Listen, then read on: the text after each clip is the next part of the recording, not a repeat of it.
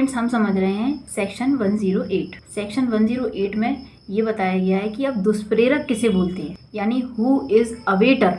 सबसे पहले हमने सेक्शन में पढ़ा था कि अवेटमेंट कैसे होता है। अब जो अवेटमेंट करता है उसको बोलते हैं अवेटर। तो अवेटर कौन होता है, तो हम उसकी डेफिनेशन समझेंगे। वो बताई गई है 108 में, और 108 में 5 स्पष्टीकरण बताए गए हैं जिन्हें हम विद एग्जाम्पल समझेंगे। कोई व्यक्ति अपराध का दुष्प्रेरण करता है, अपराध किए जाने का दुष्प्रेरण करता है, या ऐसे कार्य करने का दुष्प्रेरण करता है जो अपराध होता है, यानी जो गलत कार्य है उसे करने का दुष्प्रेरण करता है, और वह कार्य विधि के अनुसार कोई समर्थ व्यक्ति किसी इंटेंशन और ज्ञान के साथ यदि करता है तो ऐसा माना जाएगा कि वो कार्य उस दुष्प्रेरक ने किया है, और वो कार्य उस दुष्प्रेरक का है और उसी ने किया है। यदि वो किसी ऐसे व्यक्ति को दुष्प्रेरित करता है जो विधि द्वारा समर्थ है और वो किसी कार्य को करता है, हम तो ऐसे ही मानेंगे कि जो उसे दुष्प्रेरित कर रहा है उस व्यक्ति ने ही इस ऑफेंस को किया। तो ये तो हो गई अवेटर की डेफिनेशन। अब इसके स्पष्टीकरण है, तो हम एक एक करके सारे स्पष्टीकरण को समझेंगे। तो फ्रेंड्स, हम सेक्शन 108 के 5 स्पष्टीकरण को एक एक करके समझते हैं। तो सबसे पहला स्पष्टीकरण हम देखते हैं क्या कहता है। तो पहला स्पष्टीकरण विद एग्जाम्पल समझेंगे कि ये कहना क्या चाह रहा है। सो जो हमारा पहला स्पष्टीकरण है वो ये कह रहा है किसी कार्य का अवैध लोभ का दुष्प्रेरण करना अपराध की कोटि में आ सकेगा, दुष्प्रेरक उस कार्य को करने के लिए स्वयं आबद्ध ना हो। हम एग्जाम्पल से समझेंगे। तो उसमें ये कहा गया है कि एक व्यक्ति है और एक व्यक्ति जेलर जो होता है ना, जो जेल की रखवाली करता है, जो जेल में बंद कैदी लोग हैं उनका ध्यान रखता है। तो एक व्यक्ति जेलर को बोलता है कि तुम को इस कैदी को मारना होगा। भाई जेलर कहता है क्यों? तो बोलता है मैं तुम्हें पैसे दूंगा और तुम्हें मारने के लिए कुछ नहीं करना है, तुम्हें सिर्फ अपनी ड्यूटी का ब्रीच करना है। बोलता है कैसे करना है? तो वो व्यक्ति कहता है कि कैदी को सुबह शाम खाना दिया जाता है, तो तुम इसको एक टाइम खाना दो, एक टाइम खाना मत दो, तो ये भूख से मर जाएगा। ठीक है, ये बात एक व्यक्ति जेलर को बोलता है, यानी वो व्यक्ति जो बोल रहा है जेलर को, वो तो हो गया दुष्प्रेरक, और जिसको वो बोल रहा है उसको बोलेंगे दुष्प्रेरण, दुष्प्रेरित। उस व्यक्ति को, सामने वाले व्यक्ति को वो दुष्प्रेरित कर रहा है। और सामने वाला व्यक्ति यदि इस तरीके का कार्य करता है तो अब हम इसको लैंग्वेज से कनेक्ट करेंगे। किसी कार्य का अवैध लोभ, यानी कि जो व्यक्ति करने के लिए, जो ड्यूटी करने के लिए बाउंड है, जो काम उसे करना चाहिए वो काम नहीं कर रहा है, तो वो क्या कर रहा है? इल्लीगल ओमिशन कर रहा है, यानी अवैध लोभ कर रहा है, जबकि उसको वैध तरीके से अपनी ड्यूटी करनी चाहिए वो नहीं कर रहा है। और वो सामने वाला जो जेलर है वो इस तरीके का कार्य करता है तो वो अपराध की कोटि में आ सकेगा, और ऐसे माना जाएगा उस जेलर ने जो काम किया है ना, वो ऐसे माना जाएगा कि जिस व्यक्ति ने उसे दुष्प्रेरित किया है, जो व्यक्ति अवेटर था, ऐसे माना जाएगा कि वो अवेटर नहीं किया है ये सारा काम, भले ही वो करने के लिए लायबल नहीं था। तो स्पष्टीकरण फर्स्ट यही बात कर रहा है। सो हमारा स्पष्टीकरण फर्स्ट कंप्लीट हो गया। अब हम समझेंगे स्पष्टीकरण सेकंड क्या बोलता है। दुष्प्रेरण का अपराध घटित होने के लिए आवश्यक नहीं है दुष्प्रेरित कार्य किया जाए या अपराध घटित करने के लिए अपेक्षित प्रभाव कारित हो। यानी कि ये जो सेकंड स्पष्टीकरण है वो ये बोल रहा है, जैसे कोई दूसरी लड़की है और वो मुझे कहती है तुम इस व्यक्ति को मार दो। अब मैंने उसकी बात सुन ली, लेकिन मैंने वो कार्य नहीं किया, तो उस व्यक्ति ने कौन सा ऑफेंस किया? जो मुझे ये बोल रहा था कि तुम सामने वाले व्यक्ति को मार दो, तो उस व्यक्ति ने दुष्प्रेरण का अपराध किया है। भले ही मैंने उसके कहे अनुसार कार्य किया हो या ना किया हो, कोई फर्क नहीं पड़ता। वो व्यक्ति अपना काम कर चुका है, वो मुझे दुष्प्रेरित कर चुका है कि तुम इसको मार दो। वो तो मेरी बुद्धि है कि मेरे दिमाग में आ गया मुझे नहीं मारना, लेकिन वो अपना काम कर चुका है तो वो तो अपराधी है ना। ये बात सेकंड स्पष्टीकरण कह रहा है। हम इसमें एग्जाम्पल देख लेते हैं जो बुक में दिए हुए हैं। उसमें यही बताया गया है, एक व्यक्ति है बी मैं हूँ, और सामने वाले सी को मारने के लिए ए मुझे उकसाता है और मैं मना कर देती हूँ, मैं नहीं मारूंगी सामने वाले व्यक्ति को, मैं नहीं मारूंगी, तू चाहे कितना भी कहे मेरे से। तो मैंने तो कोई ऑफेंस नहीं किया, लेकिन वो व्यक्ति अपना ऑफेंस कर चुका है क्योंकि उसने मुझे दुष्प्रेरित कर दिया है। एक और एग्जाम्पल ले लेंगे हम इसमें। डी की हत्या करने के लिए, डी नाम का एक व्यक्ति है, अब उसकी हत्या करने के लिए बी मैं हूँ, मुझे ए नाम का व्यक्ति उकसाता है कि डी को मारो। मैं उकसावे में आ जाती हूँ और मैं क्या करती हूँ, डी में एक चक्कू मार देती हूँ, जिससे डी घायल हो जाता है, बट मरता नहीं है, घायल हो जाता है। और कुछ दिन बाद उसका घाव ठीक भी हो जाता है। तो यहाँ पर मैंने क्या किया और ए ने क्या किया जिसने मुझे उकसाया है। तो यहाँ पर ए जो है वो हत्या करने के लिए बी को उकसाने का दोषी है, यानी कि उसने मुझे उस सामने वाले व्यक्ति की हत्या करने के लिए उकसाया था ना। वो तो मेरा ऐसा था कि मैंने उसे धीरे से मारा तो वो मरा नहीं, पर वो घायल हो गया था।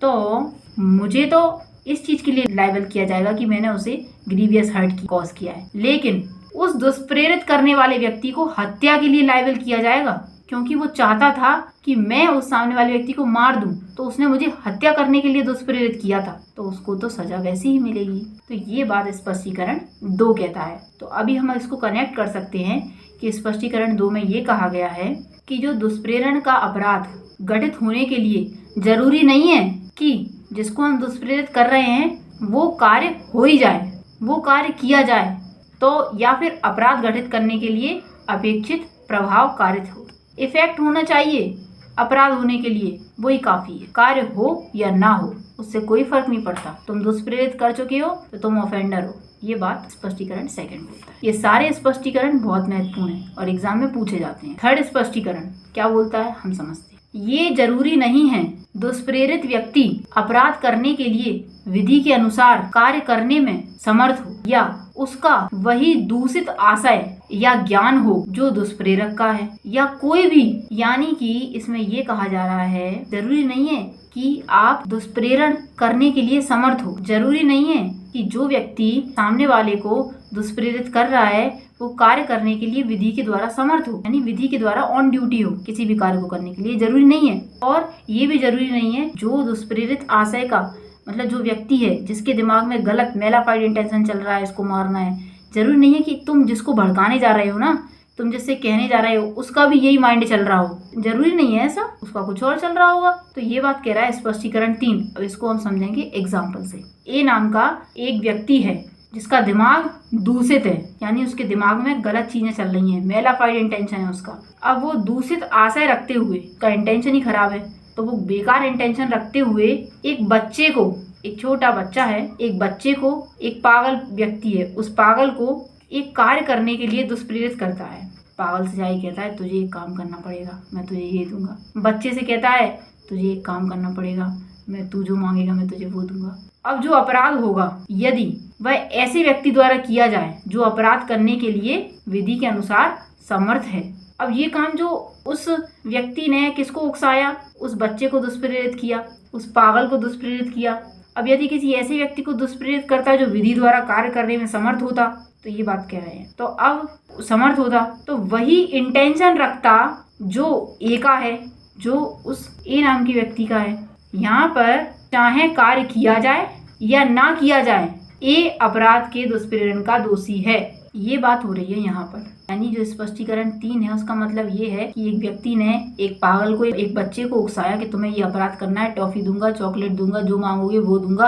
अब वो बच्चे कार्य करने के लिए विधि द्वारा समर्थ तो है नहीं, और समर्थ होते भी, और वो कार्य अब वो करें या ना करें इससे कोई फर्क नहीं पड़ता, लेकिन वो व्यक्ति ऑफेंडर माना जाएगा क्योंकि वो दुष्प्रेरित कर चुका है, वो अपना काम कर चुका है अपनी तरफ से, तो वो व्यक्ति ऑफेंडर माना जाएगा दुष्प्रेरण का। हम एक एग्जाम्पल और ले लेते हैं। हम एक एग्जाम्पल ये ले लेते हैं कि एक जेड नाम का व्यक्ति है, उसकी हत्या करने के इंटेंशन से बी, एक 7 वर्ष से कम आयु का बच्चा है, ठीक है, और बी को वह कार्य करने के लिए ए उकसाता है। ए नाम का व्यक्ति है, वो बी को, जो एक 7 साल से छोटा बच्चा है, उसको उकसाता है जिससे कि जेड की मृत्यु कारित हो जाए, जेड को मरवाना चाहता है। अब क्या होता है कि बी के दुष्प्रेरण के परिणाम स्वरूप, यानी बी ने दुष्प्रेरित कर दिया, अब उसके परिणाम स्वरूप क्या होता है कि वह कार्य ए की अनुपस्थिति में करता है, ठीक है। तो यानी कि जो व्यक्ति ने बी को उकसाया है उसका नाम क्या है, ए ने बी को उकसाया है कि जेड की मृत्यु कारित कर दे, और बी एक 7 साल से छोटा बच्चा है। अब बी वो काम कब करता है, जब ए वहां पे उपस्थित नहीं होता, ए कहीं गया होता है, तब बी वो काम करता है। अब इससे क्या होता है, जेड की मृत्यु कारित हो जाती है। पता नहीं उसने कौन सा काम किया है, किस तरीके से उस 7 साल से छोटे बच्चे ने एक जेड नाम के व्यक्ति की मृत्यु कारित कर दी है ए की एब्सेंट में। ए ने उकसाया था बी को, तुम जेड को मार देना, अब बी जेड को मार देता है, ठीक है, तब ए नहीं था, ए कहीं पे गया था। तो यहाँ पर बी वो अपराध करने के लिए विधि के अनुसार समर्थ नहीं था। अरे भाई 7 साल से छोटा बच्चा है, उसके द्वारा किया गया अपराध ऑफेंस थोड़ी ना माना जाएगा, तो विधि द्वारा समर्थ नहीं है उस कार्य को करने के लिए। लेकिन ए जो था, ए उसी प्रकार से दंडनीय है मानो कि बी वह अपराध करने के लिए विधि अनुसार समर्थ हो। यानी ए को तो ऐसे दंडित किया जाएगा कि वो जो बी है, बी नाम का छोटा बच्चा है, उसने अपराध कारित कर दिया, विधि लॉ उसे ये मान के चलेगा कि वो विधि द्वारा कार्य करने में समर्थ था, तभी तो ए ने उसे उकसाया कि तुम मार दो जेड को, जबकि वो समर्थ नहीं है। ऐसा माना जाएगा कि उसने हत्या की है और इसीलिए ए मृत्यु दंड से दंडनीय होगा। तो ए को काउंट करेंगे इसमें, ए को मृत्यु दंड से दंडनीय बनाएंगे और ऐसा माना जाएगा कि उसने हत्या की है और वो विधि द्वारा समर्थ है, जबकि वो विधि द्वारा समर्थ नहीं है। ये बात करता है स्पष्टीकरण 3। सो हमारा स्पष्टीकरण 3 कंप्लीट हो गया। उसके बाद हम पढ़ते हैं स्पष्टीकरण 4। स्पष्टीकरण 4 कहता है अपराध का दुष्प्रेरण अपराध होने के कारण ऐसे दुष्प्रेरण का दुष्प्रेरण भी अपराध होता है। अब इस लाइन से आपको कुछ समझ में नहीं आएगा, लेकिन हम एक एग्जाम्पल के माध्यम से इसको समझ लेंगे। एक है सी नाम का व्यक्ति, एक है जेड नाम का व्यक्ति, एक है बी नाम का व्यक्ति और एक है ए नाम का व्यक्ति। 4 लोग हैं। इस स्पष्टीकरण को समझने के लिए हमें 4 लोगों को लाना पड़ेगा। अब तो देखो, एक दूसरे को दुष्प्रेरित कर रहे हैं। ए ने बी को उकसाया, बी ने सी को उकसाया। क्यों उकसाया? कि सी डी की हत्या कर दी। इस तरीके से आप समझ सकते। सो जो एग्जाम्पल अभी हमें इतना टफ लग रहा था, हम स्पष्टीकरण 4 का एग्जाम्पल समझ रहे हैं फ्रेंड्स। सो स्पष्टीकरण 4 का एग्जाम्पल है 4 व्यक्ति हैं, ए बी सी डी। ठीक है, अब मारना किसको है? डी को मारना है। ए क्या करता है? बी को उकसाता है और बी से कहता है, बी को उकसाता है और बी सी को उकसाता है कि डी को मार दूं, और सी जो है वो डी को मार देता है। यहाँ पर ये हुआ कि बी जो है वो अपने अपराध करने के लिए हत्या के दंड से दंडनीय है, और ए जो है, ए ने क्या किया? ए ने उस अपराध को करने के लिए बी को उकसाया था, तो इसलिए ए भी उसी दंड से दंडनीय है। समझ गए आप? ए ने बी को उकसाया था, बी ने सी को उकसाया था कि तुम डी को मार दो, तो यहाँ पर जो बी है ना वो हत्या के दंड से दंडनीय है, क्योंकि उसने सी को उकसाया कि तुम डी को मार दो। और उसी सेम दंड से दंडनीय ए भी है, क्योंकि ए ने बी को उकसाया कि तुम सी से बोलो डी को मार दे। तो इस तरीके से सेम दंड से दंडनीय है। इसीलिए हम स्पष्टीकरण 4 समझ सकते हैं कि अपराध का दुष्प्रेरण मतलब जो ऑलरेडी अपराध है उसका तुम दुष्प्रेरण कर रहे हो, उसका दुष्प्रेरण अपराध होने के कारण, यानी ऑलरेडी अपराध है तो अपराध होने के कारण ऐसे दुष्प्रेरण का दुष्प्रेरण भी अपराध कहलाता है। तो ऐसे अपराध का दुष्प्रेरण भी अपराध कहलाता है। सो हमारा स्पष्टीकरण 4 कंप्लीट हो गया। सो फ्रेंड्स, हम लास्ट स्पष्टीकरण समझ रहे हैं, स्पष्टीकरण 5। स्पष्टीकरण 5 में है षड्यंत्र द्वारा दुष्प्रेरण। अपराध करने के लिए ये आवश्यक नहीं है कि दुष्प्रेरक यानी जो दुष्प्रेरित कर रहा है व्यक्ति के साथ मिलकर उस अपराध की योजना बनाए। यहाँ पे सिर्फ इतना ही पर्याप्त है कि उस षड्यंत्र में सम्मिलित हो जिसके अनुसरण में वह अपराध किया जा रहा है। आपका षड्यंत्र में सम्मिलित होना ही जरूरी है। जरूरी नहीं है कि आप मिलके प्रेजेंट होके वहाँ पे योजना बना रहे हो। आप सिर्फ किसी भी तरीके से कनेक्टेड हो तो आप उसमें शामिल हो, ऐसा माना जाएगा। ये स्पष्टीकरण 5 कहता है। तो इस स्पष्टीकरण को समझने के लिए हम एक महत्वपूर्ण एग्जाम्पल समझ रहे हैं, जिसमें इसमें 4 लोग हैं। ठीक है, अजय, अकबर, अमर, एंथोनी। अजय, अकबर, अमर, एंथोनी। ठीक है, 4 व्यक्ति हैं। अब मारना किसको है? एंथोनी को मारना है। ठीक है, एंथोनी को मारना है तो अजय और अमर मिलके प्लानिंग करते हैं कि जहर देंगे। अजय बोलता है जहर मैं दूंगा। अजय और अमर मिलके प्लानिंग करते हैं कि जहर किसको देना है? एंथोनी को देना है। तो अजय अमर मिलके प्लानिंग करते हैं तो जहर देना है। अब जहर खरीद के कौन लाएगा? तो अमर बोलता है कि मैं अकबर से बात करता हूँ। तो अमर अकबर से कहता है कि कोई तीसरा व्यक्ति है जो एंथोनी को जहर देगा, तुझे तो बस खरीद के लाना है। वो खरीद के ले आता है और वो अमर को जहर खरीद के दे देता है। कौन? अकबर। और अजय जो है वो जहर किसको? एंथोनी को पिला देता है और एंथोनी मर जाता है। अब यहाँ पे अजय और अकबर एक दूसरे को नहीं जानते, और जो अकबर है उसको नहीं पता कि क्या किसने कुछ किया है। उसने जहर ला के दिया है, तो उसने जहर ला के दिया है तो माना जाएगा कि वो भी ये षड्यंत्र में शामिल है और वो भी दुष्प्रेरण का अपराध गठित कर रहा है। तो ऐसे माना जाएगा कि वो भी हत्या के दंड से दंडनीय है। तो यहाँ पे हमारा स्पष्टीकरण 5 कंप्लीट हो गया। इस तरीके से प्रेरण करने का जो तरीका होता है, कोई व्यक्ति कैसे दुष्प्रेरित करता है। सो फ्रेंड्स, ये 5 स्पष्टीकरण बताए गए हैं, 5 तरीके से बताए गए हैं। तो इसमें जो दुष्प्रेरक है वो 5 स्पष्टीकरण के थ्रू किसी व्यक्ति को दुष्प्रेरित करता है तो वो किस अपराध से दंडनीय होगा, ये सारी चीज़ें इसमें हमने विद एग्जाम्पल समझी। मैं ऐसा समझती हूँ कि मैंने पूरा प्रयास किया है इस सेक्शन को समझाने का। सो हमारा सेक्शन 108 कंप्लीट होता है। तो आगे की नेक्स्ट सेक्शन हम नेक्स्ट क्लास में समझेंगे। So thank you so much friend.